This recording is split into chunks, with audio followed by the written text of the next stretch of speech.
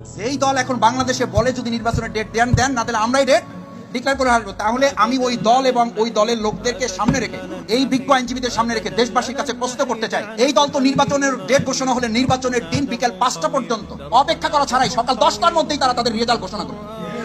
যে দলের নেতারা এই কথা বলতে পারে যে হয় ডেট আপনারা দেন না ডেট আমরা দিয়ে দেবো, ওরা তো প্রত্যেক কেন্দ্রে কেন্দ্রে এই কথা বলবে, হয় বিজয় আমাদের ঘোষণা করে দেন না আমরা বিজয়। এই আশঙ্কা থেকেই এই দেশের জাতি এখন বলছে আগে বিচার করতে হবে, সংস্কার করতে হবে, তারপর নির্বাচন দিতে হবে।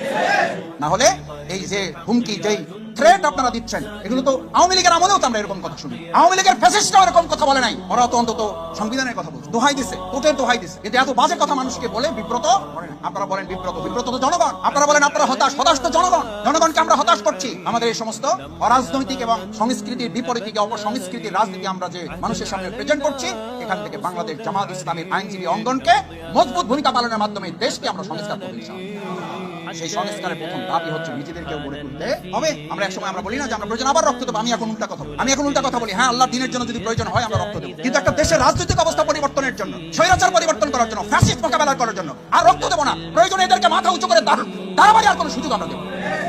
এই জাতি আর কত রক্ত দিবে? এদেশের তরুণ ছাত্র